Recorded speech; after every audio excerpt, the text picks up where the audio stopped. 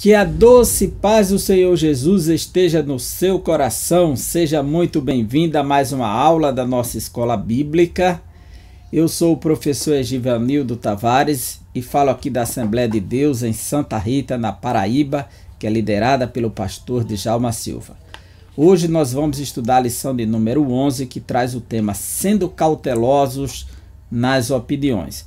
O texto em apreço que vamos abordar do Sermão da Montanha, ou Sermão do Monte, como quiser se chamar, é o capítulo 7 de Mateus, versículos de 1 a 6, onde vamos aprender sobre um certo tipo de julgamento. E aí vem o tema, sendo cautelosos nas opiniões. Opiniões que temos acerca de alguém, como julgamos, como abordamos a vida das pessoas. E a partir de que é possível fazer alguma crítica, algum julgamento sobre alguém? E o que dizer dos juízes? E o que dizer da disciplina na igreja? E o que dizer do apontamento de alguém dentro de uma empresa, de alguma comunidade? Então, sendo cautelosos nas opiniões. E o que dizer de um casal nas relações? Como se julga uma pessoa? Como se avalia? Que critérios devemos estabelecer? A lição ela vem com esses apontamentos, com essas sugestões para sermos cautelosos. O objetivo da lição é, primeiro, compreender que não devemos julgar precipitadamente o outro. Sob hipótese alguma, não devemos julgar alguém sem conhecer as razões. Nós vemos um texto no Evangelho de João, capítulo 7, bem no final, quando Nicodemos, que conversou com Jesus durante a noite, Jesus falou do novo nascimento, defender a pessoa de Cristo, dizendo para os homens: porventura, julga a nossa lei um homem antes de ouvi-lo? Então, havia um critério nos juízos, nos julgamentos dos judeus. Primeiro, precisava ouvir o réu ou a ré para poder estabelecer qualquer tipo de juízo. Então, nós já temos aí um princípio interessante, que é o de ouvir. Santo Agostinho, certa feita, disse, Agostinho de Hipona, né, disse: quando se desconhece as razões, deve-se considerar as atitudes. Então, quando você desconhece as razões pela qual alguém agiu de tal maneira, deve-se considerar as atitudes. Então, uma expressão bastante sensata, né, de Agostinho de Hipona. Segundo, conscientizar que devemos primeiramente olhar para nós mesmos. Antes de emitir juízo para alguém, eu estou qualificado para fazer isso? Antes de criticar alguém, eu estou apto para fazer isto? Eu gostaria que fizesse essa crítica comigo? Eu gostaria que fizesse esse juízo comigo? Terceiro, afirmar que não somos julgados pela severidade de Deus. Não, nós somos julgados a partir da misericórdia de Deus. Nós vamos ver isso lá no final da lição. Motivação. Como você encara as falhas dos outros? Hein, Egivanildo? Como você também se reconhece um pecador? Você também se reconhece um pecador? E ai de mim se eu não reconhecesse isso, que sou pecador. Já seria um pecado negar esse reconhecimento. Compete a nós, seres imperfeitos e falhos, nos colocar em uma posição de julgamento? Você tem feito uma autoavaliação diariamente? Você tem feito, Egivanildo? Você tem feito? Então, a lição nos convida a uma nova reflexão a partir dos ensinos de Jesus Cristo. Vamos lá? O nosso textuário nos diz assim: sede, pois, misericordiosos, como também vosso Pai é misericordioso. Esse texto ele se encontra num contexto do Evangelho de Lucas. Eu quero te convidar para ler comigo. Capítulo 6, versículos 36 e 37. o texto nos diz assim, Evangelho de Lucas, capítulo 6, 36 e 37. Sede, pois, misericordiosos, como também vosso Pai é misericordioso. Não julgueis e não sereis julgados. Não condeneis e não sereis condenados. Soltai e soltar-vos-ão.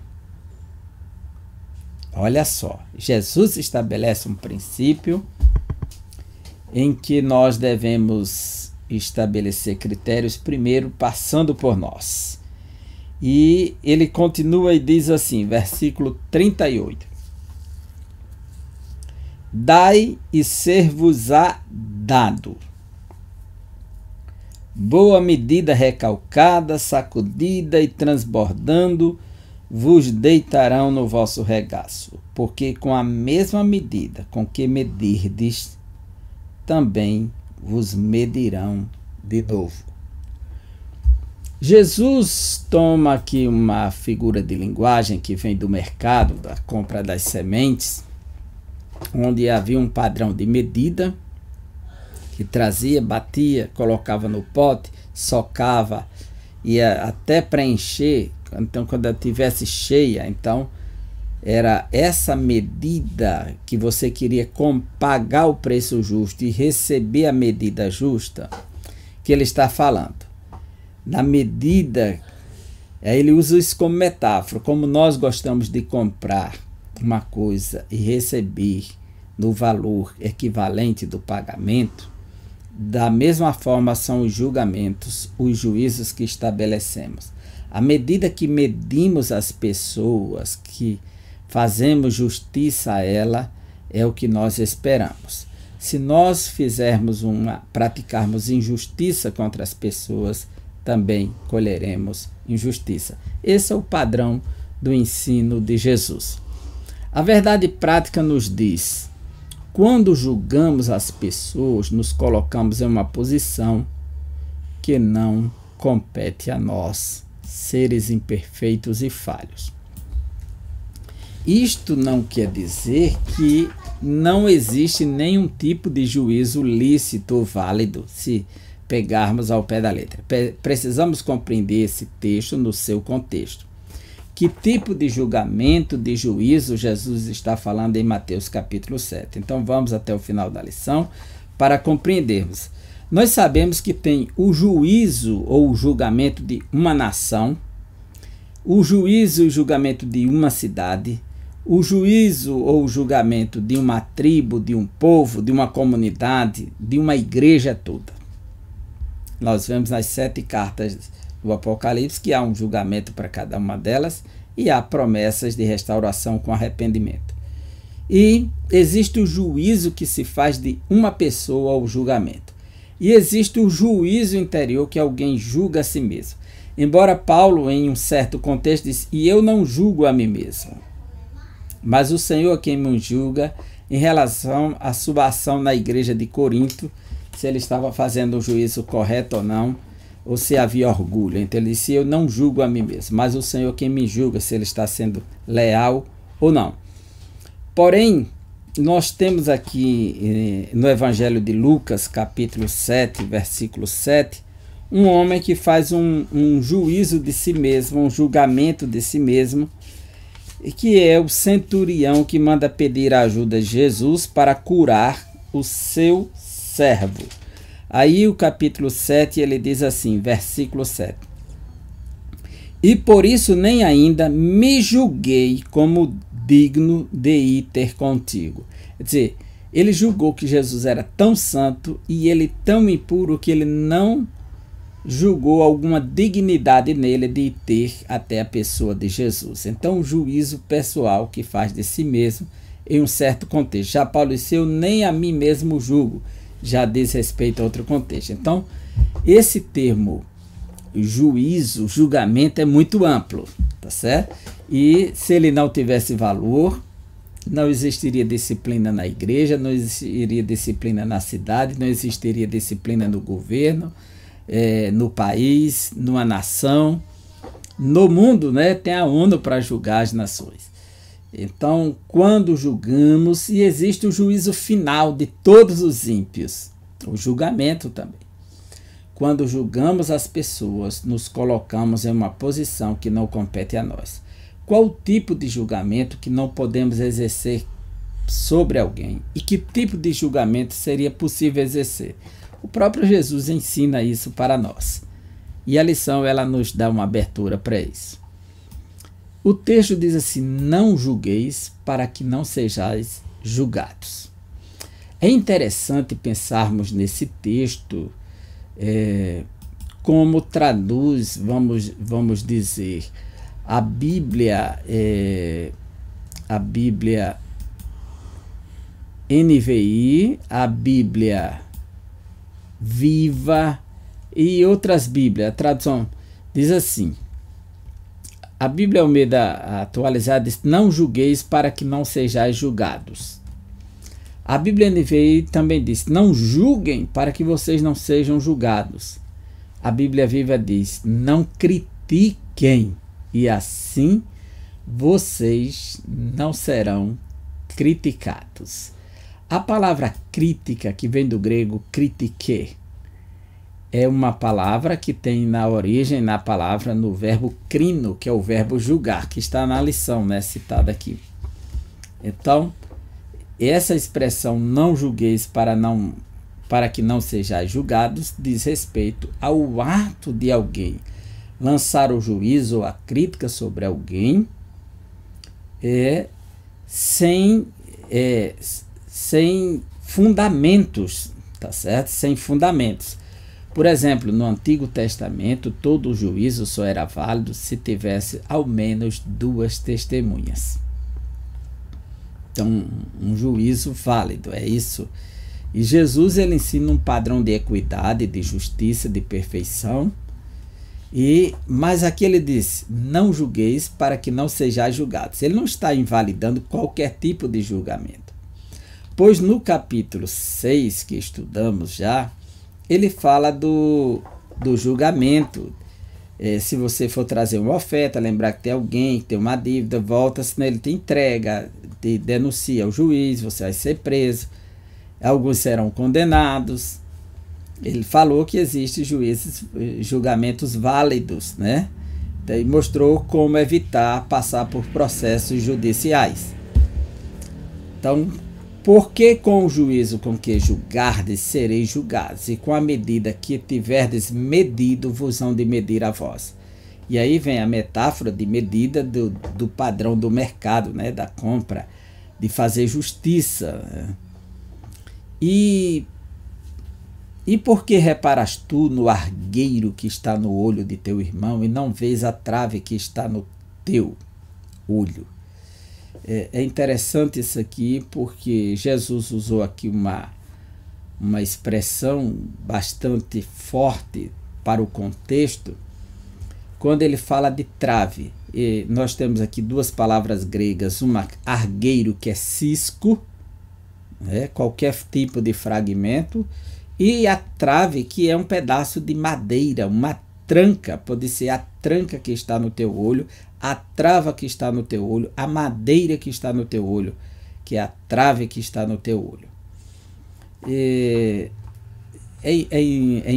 É hiperbólico isso aqui, é uma espécie de hipérbole nessa metáfora aqui, uma espécie de exagero, porque era impossível alguém ter uma trave no olho, né?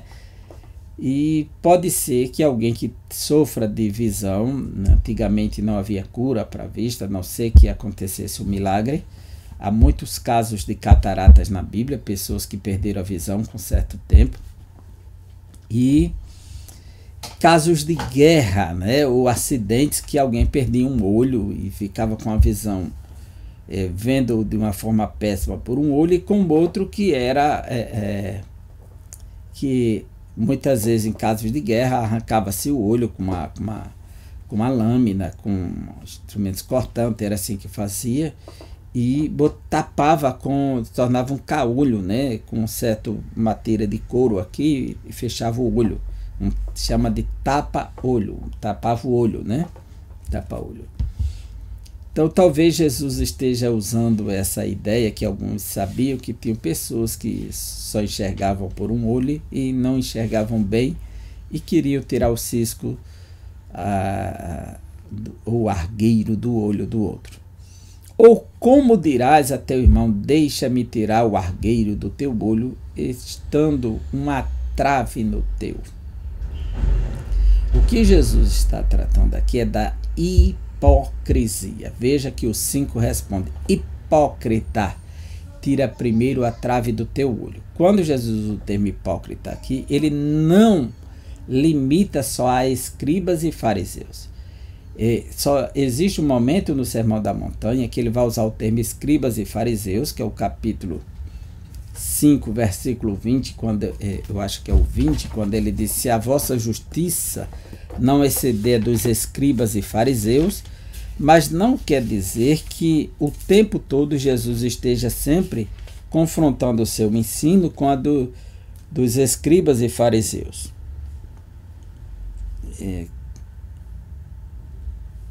Capítulo 5,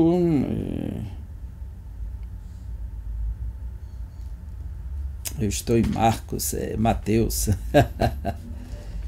Mateus capítulo 5,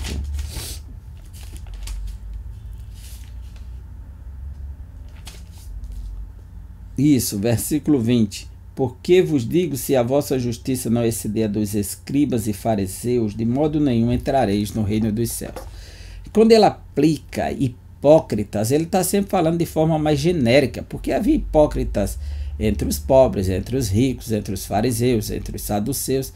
Em qualquer grupo da comunidade havia hipócritas. Então, é provável que ele esteja se referindo ao termo hipócrita de forma mais genérica do que especificamente a escribas e fariseus. Para que não pensemos que todo o ensino de Jesus está só tendo como foco os escribas e fariseus. Não é essa a proposta, mas todos aqueles que lhe escutam e que praticam a hipocrisia de fato. Então, é isso que devemos ter em mente aqui. Hipócrita, tira primeiro a trave do teu olho, então cuidarás em tirar o argueiro do olho do teu irmão.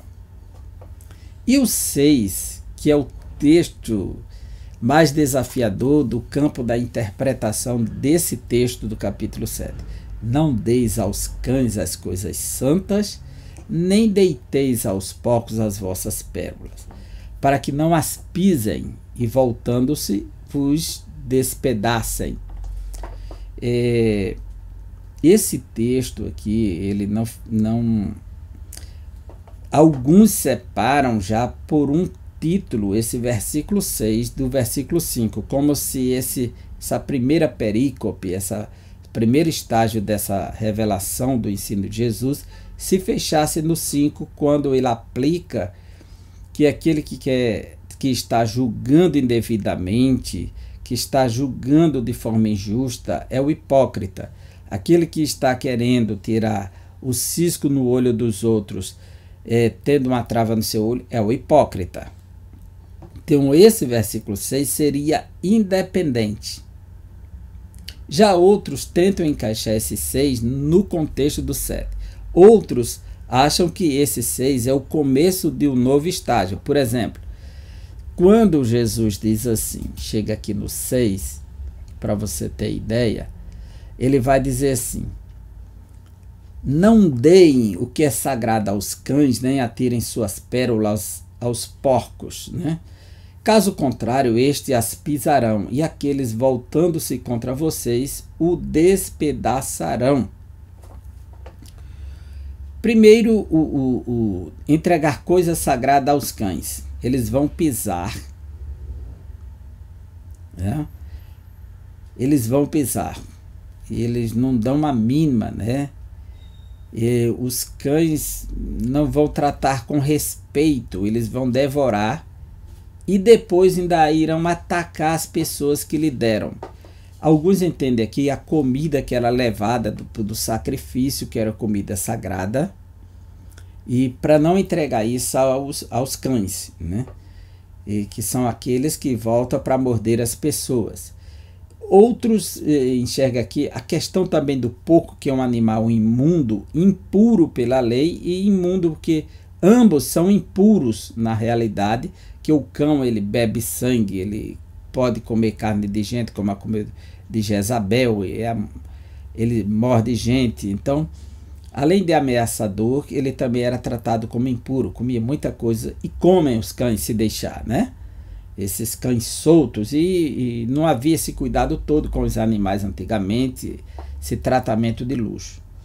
Quando alguém decidia criar um cão entre os romanos, eles colocavam uma coleira com um símbolo para que ninguém tocasse naquele cão. Ele tinha um cuidado melhor, que ele tinha um dono. Mas os cães soltos não se dava a mínima. Então um cão não poderia entregar para ele. E o porco, que também é irracional, assim como o cão não faz distinção do que é sagrado e o que não é, os porcos também. Pode entregar uma pérola para o porco que ele vai pisar. Ele vai se interessar só pela lama, somente por isso, não tem nenhum interesse. O contexto não é de pregação do evangelho para que se diga, isso é a mensagem do evangelho, que não dê àqueles que rejeitam a mensagem, que não querem ouvir. Porque Jesus não está falando de pregação do reino aqui nesse momento. Ele está falando de princípios de vivência do reino, e o contexto dele é juízo, julgamento, críticas ao próximo indevida de forma hipócrita. É isso que ele está falando. Vamos lá. Uma interpretação diz que isso aqui seria não dar as coisas sagradas. Mas o que isso teria a ver com esse contexto? É isso que nos interessa aqui. Alguns entendem que quando Jesus disse cães e porcos, seria o fato de alguém julgar alguém que está dentro da comunidade do reino de Deus, que participa do mundo da fé, da comunhão dos santos, e ser julgado indevidamente, e essa pessoa esfriar e se expor, já que o povo de Deus é um povo santo e é uma pérola, conforme a parábola de Jesus de Mateus 13. O reino de Deus, as pérolas ali são as pessoas do reino. Alguns trilham por esse caminho para interpretar. Então, se você entristece essa pessoa fazendo mau juízo, vai ter nela se expondo agora, ficar exposta aos cães, quer dizer, abrir mão da fé, esfriar, ficar exposta como uma pérola aos porcos por conta de alguém. Outros dizem, não. O texto terminou no capítulo 5 e começa no 6 com uma nova expressão do verbo dar. Quando ele diz assim, não deem o que é sagrado aos cães, no 6. Aí, versículo 7, peçam e lhes será dado. Pois todo o que pede, recebe, o que busca, acha.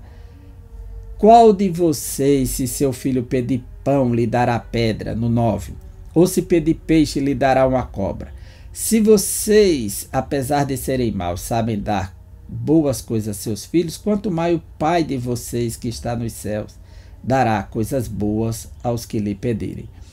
É dizer, as coisas boas, as coisas sagradas não são dadas aos cães nem aos porcos, elas são dadas aos filhos de Deus.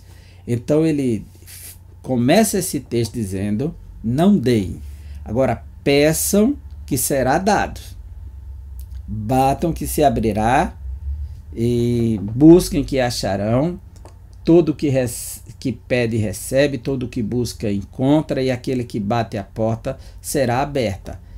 Aí Jesus vai dizer qual é o pai que o filho lhe pedir um pão vai lhe dar uma serpente, lhe pedir, quer dizer, um pão vai lhe dar uma pedra, lhe pedir um peixe vai lhe dar uma serpente. Se vocês que são maus sabem dar coisas boas, quanto mais o Pai Celestial.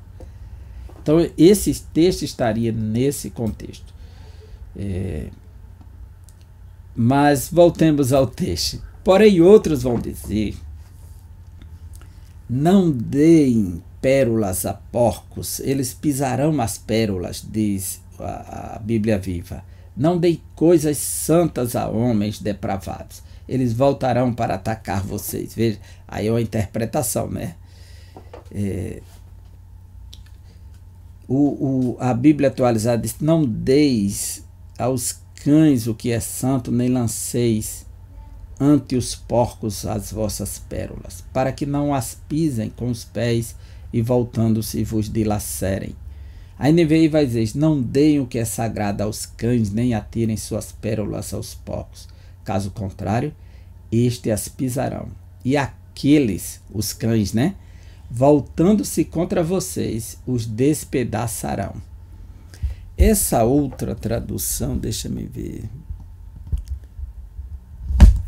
Tá distante de mim aqui a outra tradução. Alguns pensam que esses cães aqui e esses porcos aqui, Jesus está dizendo que é a mensagem do reino. Diz que não se deve julgar para que o irmão da comunidade não seja exposta a quem? Aos romanos. Por quê? Os judeus, como a comunidade chamada de povo santo, e a igreja que estava para começar a partir deste ensino, que é o povo do reino, seria esse povo santo, que alguns, como os judeus que se tornaram publicanos, cobradores de impostos do seu próprio povo, aqueles que passaram a servir aos romanos para ter paz e ganhar alguma coisa, isso cobrando do seu povo,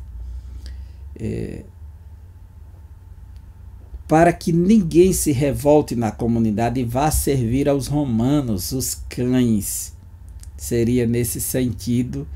E que esse povo do reino se tornasse uma pérola para porcos, que voltaria a ser pisada e depois esses cães voltariam a devorá-los, que é justamente a concepção romana. Porque a 10ª legião romana que atacou Jerusalém, que fez a sua base militar em Damasco, na Síria, e veio e atacou a 10ª legião, ela tinha por emblema um porco selvagem, um javali. Você pode procurar na internet que o símbolo da 10ª legião era o porco, o javali.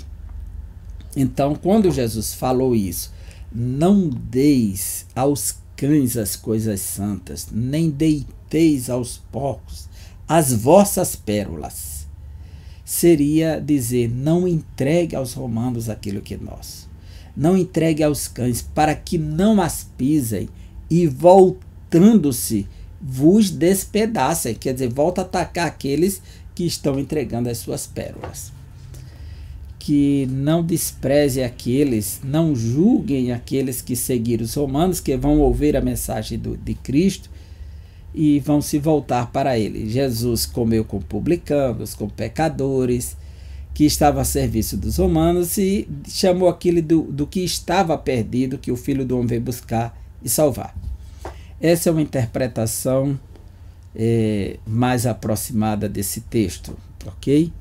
Mas faz a sua escolha aí, qual texto, a forma de interpretação você vai seguir. O contexto nos mostra uma metáfora muito rica, porém precisamos considerá-la à luz do contexto remoto e o contexto imediato, né? Então, o que vem antes e o que vem depois determina muito o significado de um texto. Esse texto deve ser lido a partir do 6 em diante, ou do 1º em diante, até o 6. E divide os intérpretes. Então, para alguns é muito fácil dar uma resposta simplista e resolver o problema. Para outros é mais criterioso, considerando a distância que temos desse texto original e o desafio da própria palavra de Deus, a metáfora que Jesus utilizou ali. Provavelmente a ideia ligada aos porcos e aos cães, que seja metáfora, que se aplique àquele contexto, considerando a legião romana com o símbolo, a insígnia no seu estandarte do porco selvagem, que é o javali. Foi usada nessa 10ª legião, foi usada na legião de Nero em 64 e no ano 120 em outra legião voltaram a usar o porco. Moedas com imagens do porco circulavam dessa 10ª legião e há diversos registros sobre isso, né? Imagens esculpidas, entalhadas com o porco como símbolo dessa legião, que é um símbolo de força, os dentes do javali, a sua selvageria. E se você observar os javalis selvagens, eles são porcos que atacam pessoas, mordem, atacam animais. Eles são capazes de matar até leopardos, os javalis. Então, nesta lição, veremos que o Sermão do Monte, Jesus ensinou a respeito do julgamento do próximo.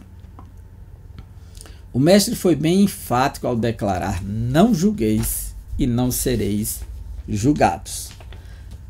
É interessante isso. Somente o Senhor, que é conhecedor de todas as coisas, tem autoridade para julgar suas criaturas. Deus é o justo juiz de e toda avaliação pertence somente a Ele. Então não existe nenhum tipo de julgamento que possamos realizar. Tem sim, tá certo? Por isso o crente cheio do Espírito Santo é misericordioso, não julga os outros precipitadamente e procura viver como sal e luz do mundo. Não devemos julgar o outro. O que você diz? Alguém recebe a notícia que alguém está fora dos padrões da doutrina da Bíblia, deve ser julgado, deve ser disciplinado. Uma disciplina é um julgamento, é um juízo. Que tipos de pecado deve ser julgado? Ananias e Safira só mentiram e foram julgados. Paulo vai falar de alguém que está vivendo uma prostituição dentro da igreja e deve ser julgado. Jesus, quando escreve as 7 igrejas da Ásia, através de João, as 7 igrejas, ele manda julgar a prostituta que está dentro da igreja. E ele tem algo contra aqueles que se envolvem com a prostituição, aqueles que se envolvem com a idolatria, aqueles que se envolvem com a falsa doutrina. Então, aprendendo a se relacionar com os outros. A igreja é o corpo de Cristo, formada por santos, porém humanos, imperfeitos e com dificuldades nos relacionamentos. Primeiro, o conceito de alteridade, reconhecer que o outro é totalmente diferente, é altero, aí vem a palavra alterado, né? Totalmente diferente de você. E o princípio de ipseidade, que somos uma pessoa única. E como lidar com isso? Mas temos algo em comum, que é justamente a condição humana, a humanidade. Todos somos iguais.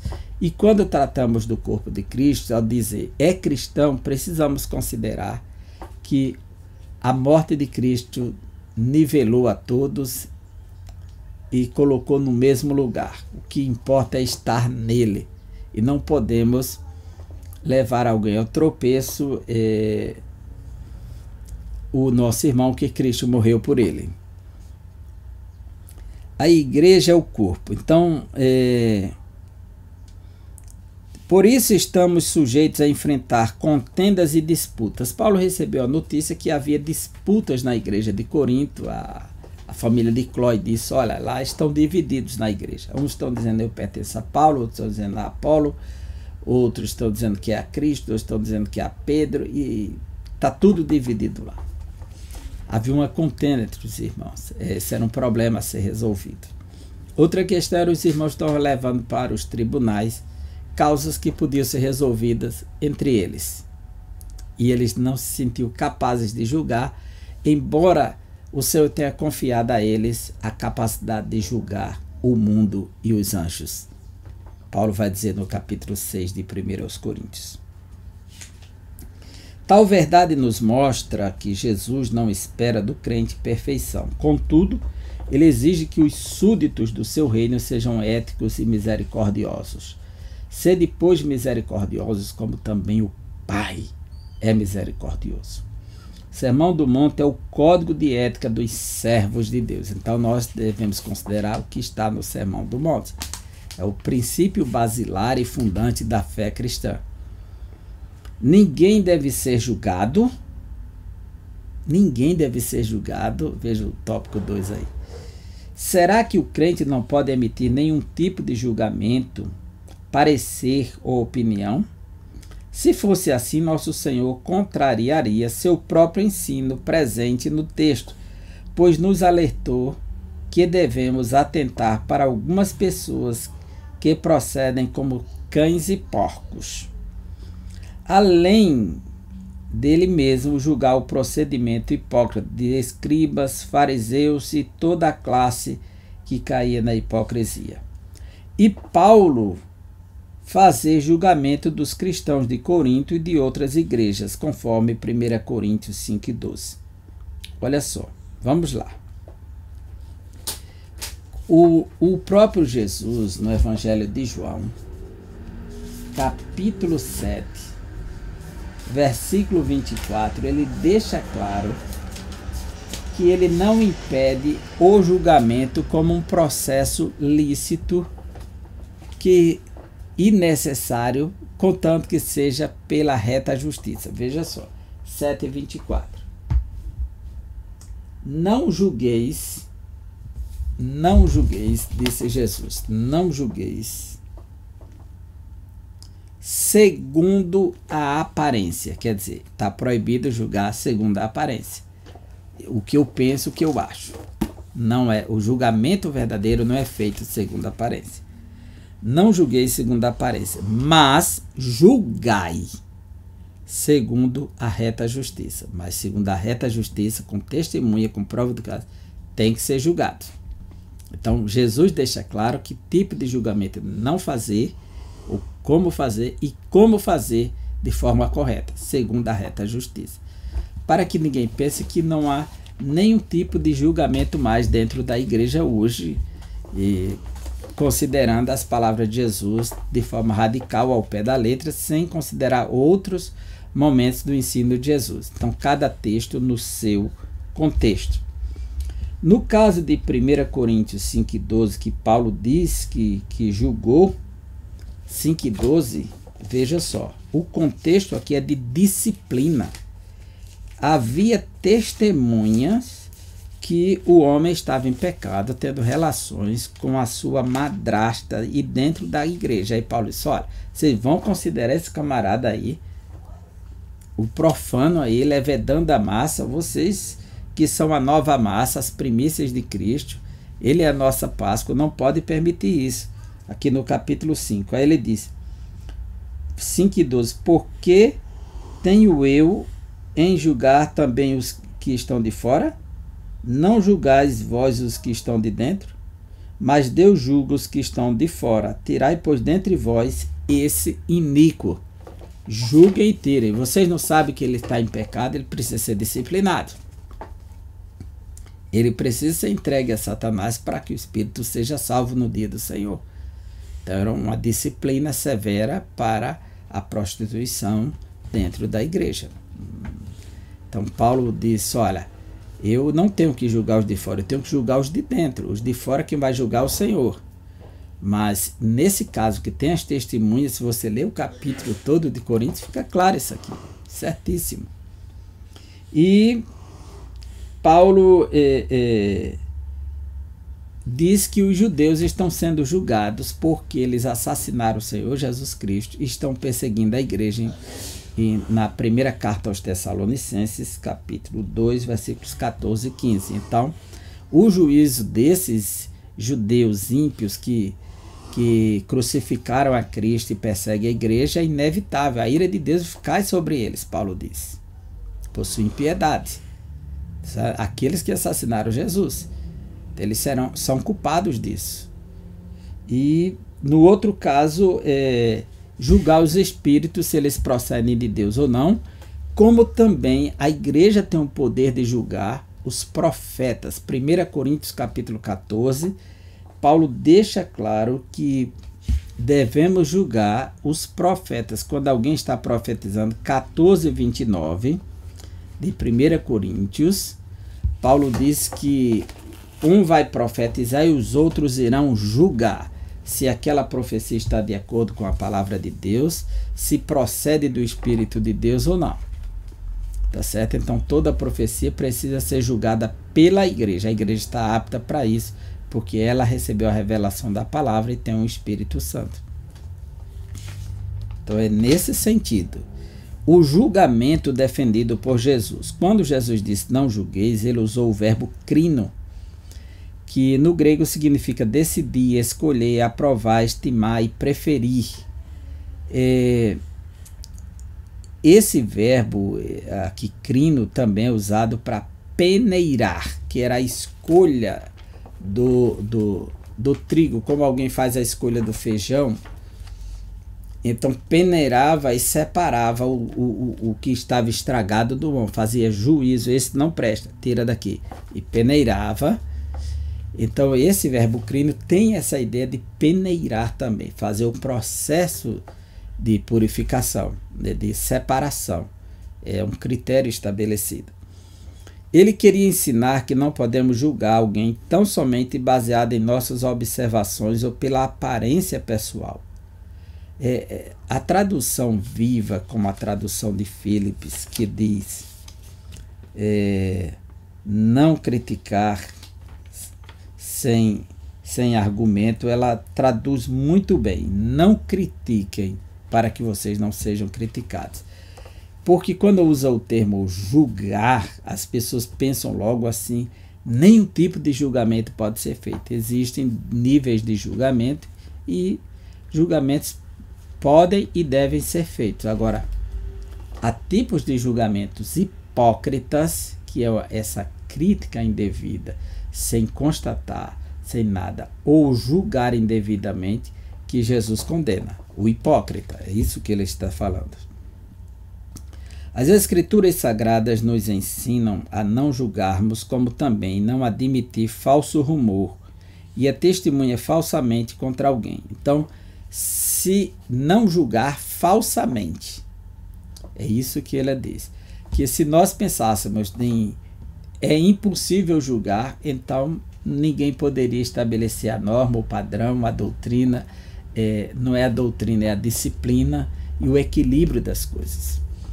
Imagina aí, se você fosse olhar as falhas da polícia militar, eles podiam prender, podiam colocar alguém na cadeia, podiam disciplinar alguém, que de vez em quando aparecem notícias negativas dentro da polícia. Se fôssemos olhar a falha de alguns líderes, poderia todos os líderes pregarem? Não. Nós devemos fazer o juízo com bom senso. Não julgar de forma genérica, nem julgar de forma precipitada, nem julgar. Quando você coloca todo mundo no mesmo bojo, já cometeu um erro, já foi injusto. Porque tem os justos que não estão envolvidos. Quando julga sem pensar, você comete outro erro, porque você não analisou a questão, foi precipitado ao julgar. Então você vai cometer injustiça de qualquer forma. Então nem generalizar, nem fazer isso de forma precipitada. São duas questões importantes ao fazer o reto juízo. Como Jesus disse, segundo a reta justiça. E é nesse caminho que nós vamos seguir. Devemos primeiramente olhar para nós mesmos. Aqui é o tópico 2, ali está 1, né? Cuidado com o juízo exagerado sobre os outros. É muito fácil estabelecer juízo sobre os outros. E segundo, a inconsistência dos que possuem espírito de crítica, existe uma inconsistência grande, a habilidade fácil para criticar, né? Muito ágil fazer a crítica, e todos nós somos tendenciosos a essa atitude, propensos a ela, né? De lançar a crítica, e às vezes essa crítica sai precipitada, sem análise, sem critérios, sem considerações, e aí cometemos injustiça, e Deus é quem nos julga pelos nossos atos. Fazer para não julgarmos precipitadamente os outros. O que fazer, na realidade? O que fazer para não julgarmos precipitadamente os outros. Então vamos lá. Cuidado com o juízo exagerado sobre os outros. Pessoas que emitem juízos impensados e infundados a respeito de outros podem estar tentando esconder seus próprios erros. Podemos ver que tal fato na vida do rei Davi, quando cometeu um adultério e um homicídio. Para mostrar a Davi as suas iniquidades, o profeta Natã contou a história de um viajante que matou a única ovelha de um homem pobre. Sem analisar a história e estando com sua consciência cauterizada pelo pecado, Davi prontamente declarou a sua sentença: digno de morte é o homem que fez isso. Ainda vai restituir a ovelha 4 vezes para aquele senhor. Na realidade, o juízo de Davi para quem procedesse dessa maneira estava correto pela lei de Deus. Se alguém causasse dano a alguém que só tinha uma ovelha ou somente um boi ou um bezerro, ele tinha que devolver 4. E ele vai dizer, esse homem tem que devolver 4. É aquilo que Zaqueu tem um encontro com Cristo, que quer cumprir a lei, devolver 4. Da mesma forma, Davi disse, ele tem que devolver 4 e ele tem que morrer, porque ele comete um homicídio e um adultério e está na... Porém, o ato de cumprir a lei era obrigação, já que a lei era para todos a sentença e todos são iguais perante a lei. Davi jamais pensou que aquilo iria se aplicar à sua pessoa, porque a sua mente estava cauterizada pelo pecado. Mas o juízo que ele disse que essa pessoa merecia estava certo pela lei. O que não estava certo na cabeça de Davi é que aquilo se aplicaria à sua pessoa, porque ele estava com a mente cauterizada pelo pecado. Muitas vezes queremos cumprir a justiça, fazer o que é certo, e aí, quando queremos fazer isso sobre alguém, esquecemos das nossas falhas, dos nossos erros. E aí onde Deus nos pega, e somente Deus sabia o que Davi fez, como intentou, como projetou. Por isso Deus revelou ao profeta, deu a parábola ao profeta e foi revelar a Davi o seu estado de pecado horrendo, a sua imoralidade, a sua pecaminosidade, o seu artifício. Então Davi foi surpreendido porque o próprio Deus veio ao seu encontro por meio do profeta Natã, através da revelação. E aí ele foi revelado naquele momento.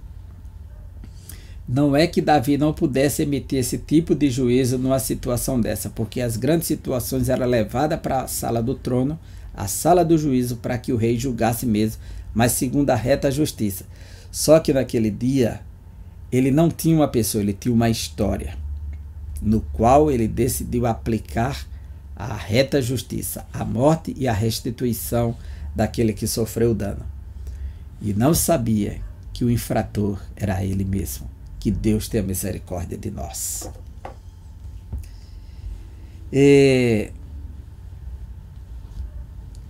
A inconsistência dos que possuem o espírito de crítica. Aqueles que possuem o espírito mórbido da crítica irão incorrer em graves consequências. É o que Jesus ensina em Mateus. Os hipócritas que não só têm a capacidade de criticar, de avaliar os outros, né? Para os críticos que não conseguem ver as manchas corrosivas em suas vidas, Jesus diz: aquele que dentre vós está sem pecado, seja o primeiro que atire pedra contra ela. Aqui nós temos o caso de um julgamento injusto. Eles levaram a mulher até Jesus pela manhã no templo e pediram a sentença sobre ela, porém não trouxeram o seu parceiro, já que ela estava sendo julgada de adultério, porque a Bíblia diz que era para julgar o homem e a mulher, não era somente a mulher. E eles trouxeram somente a mulher. Aí Jesus os repreende porque eles já vieram em pecado para condenar uma pecadora. Então, a hipocrisia, o lençol de hipocrisia estava sobre eles. Mas Jesus levantou e disse: aquele que não tiver pecado, atire a primeira pedra. e eles caírem em si, na sua própria consciência, que todos estavam debaixo do pecado, saírem envergonhados e abandonar a mulher perto de Jesus. O que fazer para não julgarmos precipitadamente os outros? Primeiro, é preciso ter consciência de que temos falhas e imperfeições, embora não tenhamos mais prazer no erro. Segundo, precisamos nos relacionar com as pessoas com o mesmo amor que um dia Jesus Cristo teve para conosco. Este é o grande desafio. Terceiro, não podemos nos esquecer de que fomos alcançados pela graça e precisamos tratar a todos com o mesmo favor imerecido que recebemos. E enfim, que é o quarto, ao invés de julgar, que venhamos a orar por aqueles que pecaram, pedindo ao Senhor que lhes conceda um novo recomeço. Isso não quer dizer que, de acordo com o tipo de pecado, com o tipo de agravo que foi feito, essa pessoa não será julgada e disciplinada. Ele está dizendo aqui, quero eu entender assim, que se alguém cometeu uma falha, um pecado, eles serão julgados e disciplinados pelas autoridades constituídas e competentes para isso. Assim como o Estado tem o seu sistema de segurança, a federação tem o seu sistema de segurança para julgar e aplicar as penas cabíveis de acordo com a reta justiça. Os municípios também têm, as igrejas também têm seus critérios para estabelecer as disciplinas. Jesus ensinou a disciplina em Mateus 18, Paulo ensinou no capítulo 6 de 1 Coríntios, capítulo 5, capítulo 6 de 1 Coríntios, ensinou na carta de 1 e 2 Timóteo, inclusive até a disciplina de autoridades, que seja exposta, no caso do presbítero, que era o pastor, diante de todos, para que os outros temessem, né? Então, existe disciplina para todos os níveis de pessoas que participam do reino de Deus. E se fôssemos julgados pela severidade de Deus? Deus é severo? Como Deus nos julga? O exemplo da justiça de Deus na vida de Davi. O apóstolo Paulo diz que devemos considerar a bondade e a severidade do Senhor. A bondade de Deus é revelada por intermédio da salvação em Jesus Cristo. No que tange a sua severidade, ela é empregada para com aqueles que pecam deliberadamente e não se arrependem dos seus pecados. Então Deus é severo para com aqueles que não se arrependem. Paulo diz aqui em Romanos capítulo 2, que aqueles que pecam e acham que o seu pecado não está causando nenhum problema, está tudo em paz, eles não estão entendendo que Deus está alongando, ou sendo longânimo para com eles, para que se arrependam em tempo oportuno, antes que chegue o juízo. Mas aqueles que continuam a pecar de forma deliberada, sem reconhecer o seu pecado, eles estão entesourando a ira de Deus. Como alguém que guarda um tesouro numa caixa, eles estão entesourando a ira dentro de uma caixa. Essa é a metáfora de Paulo para dizer que eles estão cometendo esse grave erro.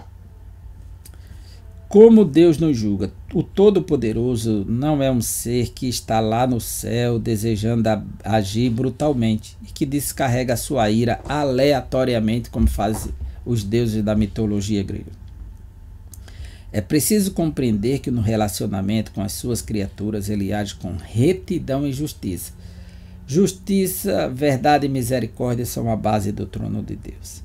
O crente deve ser consciente de que Deus é justo, estabeleceu um governo moral no mundo e disponibilizou suas leis para serem praticadas. Deus tirou a nação e entregou logo as leis para estabelecer padrões normativos, estabelecer critérios e fundamentos para que todos se dessem bem. Ele quer sempre o melhor Quando as leis divinas são observadas pelos seus filhos, Deus recompensa, mas quando elas são quebradas, há consequências e sanções. São inevitáveis, pois existe a lei da retribuição. É a justiça retributiva, que retribui de acordo com a proporção do ato realizado, feito.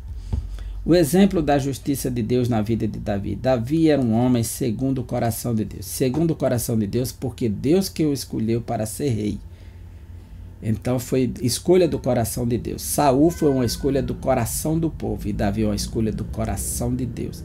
Então é um homem segundo ou de acordo com o coração de Deus e não de acordo com o coração dos homens. Não significa que o coração de Davi está sempre à disposição de Deus. Senão ele não teria cometido um adultério e assassinado de forma tão injusta Urias.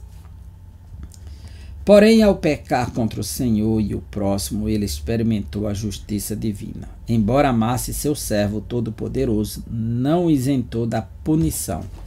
A espada caiu sobre a casa de Davi. Davi teve que sofrer a amargura de um filho assassinar o outro, de um irmão abusar da irmã, estuprar a própria irmã, de um filho usurpar o seu poder e o seu trono e lhe colocar para correr e tentar matá-lo como o pai. Viveu todo esse drama na história. Davi, a cidade amada dele, Jerusalém, Deus mandou um anjo para destruí-la por conta de seus pecados. Davi, até os últimos dias dele, depois de seu pecado, foi só de colheita desse pecado maldito. O seu filho armou uma tenda na praça e começou a ter relações com as suas concubinas. Então, é um exemplo terrível da colheita. Davi sofreu, anos após anos, a dor lhe perseguindo, e era a espada da justiça sobre ele, pelo ato que ele cometeu de tamanha injustiça. Devemos seguir a recomendação do Mestre para não julgar precipitadamente o próximo. Não devemos tomar a posição de juiz contra ninguém e muito menos julgar uma pessoa apenas por sua aparência exterior. Quando formos fazer alguma avaliação a respeito das atitudes de alguém, devemos fazê-lo de modo criterioso, sensato e lúcido, evitando toda forma de precipitação.